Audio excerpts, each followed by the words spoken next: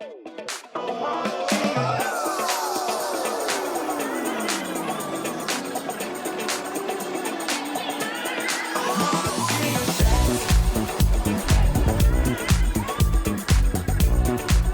everyone. I'm Whitney Ingram. I'm the digital marketing specialist here at Q. And today we're here with Brittany Hitch. Thank you for joining us. Thanks for having me. Brittany and her husband, Nick, have been with Q since 2020. She's on the advisory council, a mom of 3, and a lifetime rank of Royal Diamond. Yes. So today we're talking about using local events to roll into convention. First question. Is there an event with Q that you remember changing your life? All of the events have been so special in different ways.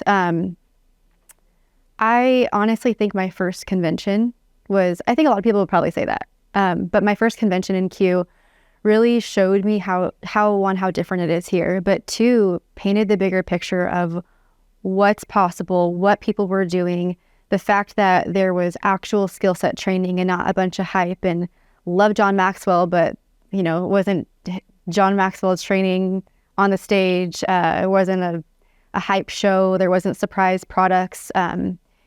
It was just very different in the way that we do things. And so I think that first event really I was running hard anyways, but it really laid the foundation of what I knew we had.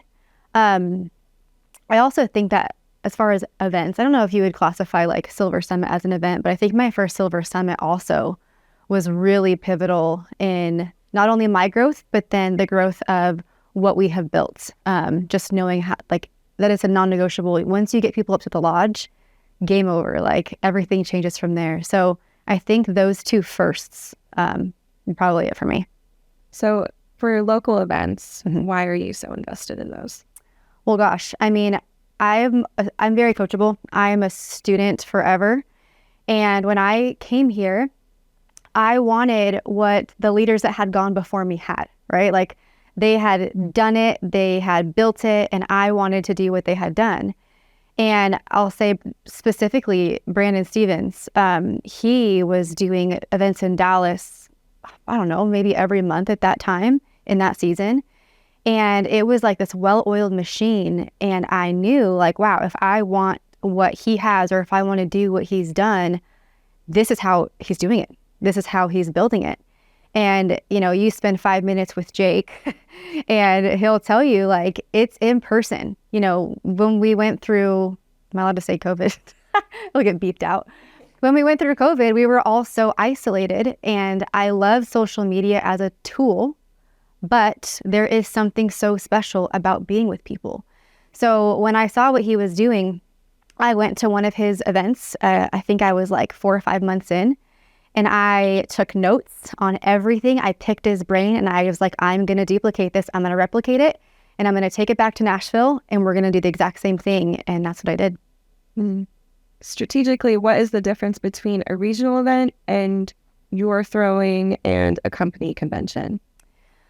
Honestly, they are actually very similar. A regional event is just a corporate convention on a much smaller scale. Because if you think about it, we have training, we have recognition. At most events, I know at my event, I always try to do some type of promo, whether it's an enrollment promo that Jake or Kelly says, yes, you have the go ahead. If it's not something like that, it's always a promo leading into the next convention. It's always getting people tickets to the next corporate event. So those are all the same things that we do at a corporate convention. So it's the same, just on a smaller scale. How does your mindset change when you're interacting with people in an audience at one of your own regionals versus a Q Sciences convention? There's no difference. No, it's all the same. Yeah, just being with people. How do international events impact your business, and how do you incorporate that into your planning? So if you're not utilizing events, planning events, creating events, attending events, you really can't expect to grow to where you want to grow. You can write out all of your goals and dream board and do all the things, but if you aren't strategically planning event to event to event, all the building blocks leading into the next corporate event, you're not going to see the growth that you're looking for. It's just not going to happen. And you know, what's funny is I was told that over and over and over by other leaders and Jake and Kelly and Mark, and you know, they tell you this, but they're not just blowing smoke. It's really true, that you do have to build event to event and keep rolling into the next one. That's the most important aspect of that. Because sitting across from somebody on Zoom, while that gets, you know, it's the best you have in the moment, there is nothing like this. Like sitting here, like if we were on the phone right now, yeah, it'd be cool. But like sitting here with you face to face, person to person, you can't put a price on that. You can't replicate giving somebody a hug. My favorite, so after our last convention, actually several of the last ones, where we've been recognized with like millions of dollars lifetime checks and all the awards and, you know, all of that. My favorite part of the events is afterwards, because I'm usually one of the last people, if not the last person left in the room. And my favorite part is when people come up to me and they have like tears in their eyes and they get to tell me, I where you were in your story, that's where I am now. And they break down and I get to hug them and I get to say, it's going to be okay. Like I've been there and it's going to be okay. And that feeling, like giving them a hug, like having literal tear stains on my outfits, that doesn't happen anywhere else in any other setting. So how do you structure your regionals and why do you do it that way? So the way I structure them is the way that I was taught. Like I said, when I went to Brandon's event, I took notes and I was like, hey, this is how he does this is how he does that. Between learning from Brandon and then asking Jake specific questions of what is the smartest way to do it, that's what I've done. So there's a couple different ways and things that you can do. If you're having an event that's like from 10 to 5, that looks a little bit different than if you do something from like 10 to 1. And I've done it both ways. I tend now to like to do events more like the 10 to 1. I think a 10 to 5 can get a little long, but at the same time, if people are traveling from all over to get to that, you do want to make it worth their time. So it kind of depends on if you really are having just a local event or if you're marketing it as almost a mini convention, right? Like if you're trying to get people from all over to come. If that's the case, yeah, go longer. But if it's truly just a market event for the people who live there, I think 10 to 1 is great because then they still have the rest of their day. So 10 a.m. Is an opportunity presentation. So we usually split it up into 2 halves. Someone does the first half with a testimonial, and then someone else does the second half with a testimonial. Then we will typically break for about 15 minutes where all of the guests, so anyone who is there not already in the business, they get to go in the back and they get to sample. They get to try products. Hopefully if the presentation resonated with them, they're joining during that time so that they can stick around for the next few hours to get some training. Then in the afternoon, after those 15 minutes are up, we invite everyone back to their seats. And then we have like 3 or 4 training topics, usually recruiting, customer acquisition, comp plan, because it's really important for people to learn the comp plan and how to make money. And events, training on events. I mean, that's the thing about training on events while you're in a room at an event. People are sitting there and they get it. They understand the feeling. And I guarantee you, if you ask anybody sitting in a room at an event how they're feeling, they are on fire. They are on cloud 9.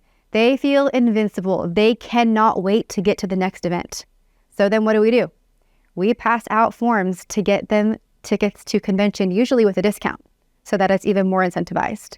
And then now they're rolling into the next event. Now they can't wait to get people into the next room so that they can experience what they feel in that moment. So then actually before that, we do recognition because people will die for recognition and people deserve to be recognized. So that's one of my other favorite parts. close it out with events, and everyone gets to go home. Are there any pitfalls that you've fallen into when figuring it out, and what would you recommend avoiding? I think a lot of throwing an event is trial and error. I think something that people can fall into in hosting and planning an event is trying to do it all themselves. It's easy, especially if you are a control freak, if you like to micromanage, and just like, no, I can do it. I can get it done myself. I know if I do it, it's going to get done right. But that is probably the worst thing that you can do, because the best way to grow a market and to continue to build on events is to rally the troops and give out a job. You guys, I don't care how small the job is. Your job could be bringing water bottles. Your job could be writing names on name tags. Like, create jobs, create as many jobs as possible. Delegate it all out to as many people as you can, because then it gives them ownership. They feel important. They feel recognized. At our last Nashville event for the Mother's Day event, I asked Jill Minks. Jill, if you're watching, hey girl. I asked Jill Minks if she would help me with check-in. And she was like, yeah, for sure. So she goes and sits down and she does all the check-in. And I hope she doesn't mind me sharing this. I got a message from her the next day. And she's not on my team. She's just a friend I have in Q. And that's the beauty of Q. It doesn't matter who's where. And she was like, thank you so much for asking me to help. And also, it meant a lot that you knew my name. And so those little things make a world of a difference. And it also makes it easier on you because you're not having to do all of it. So I think that delegating out as much as possible is going to make it even more enjoyable for the leader who is hosting the event. And it's going to give everyone else purpose and ownership, and just do it. So last question, how does getting those people to convention affect your business? Oh, if you don't get people to convention, you won't have a business. To put it bluntly, I think back to the story that Jake talks about his first convention, which, you know, we are all here because of Mark and Jake, right? You know, Jake is I don't even need to like talk about how impactful he is and how pivotal he is in what we are doing here. We wouldn't be doing this without him, and he wouldn't be doing this, if you think back to 15 years ago or however long it was, if someone didn't put him in a van and drive him to convention, right? Like, they didn't say, oh, you have to be there. We'll see you there. No, it's you, like, we're going. I have the van. I'm going to come pick you up at 8 a.m. You're getting in the car and I'm taking you. So I think one of the biggest things I've learned is you don't just tell people to go or say it's a good idea. You have to bring people. If that means organizing the Airbnb, if that means going to Walmart and getting some Uncrustables so that it's, you know, more cost effective to eat while you're there, like whatever it looks like, you have to physically bring people there. And when you get people in that room, you will experience growth like you've never had before. And on the flip side, if you don't bring people, you will not experience growth because you'll be there alone, right? So I can't stress enough how important it is just to, as my friend Marielle says, to get the cheeks in the seats. Yeah. Great ending. Well, thanks so much for talking with us today. You're welcome.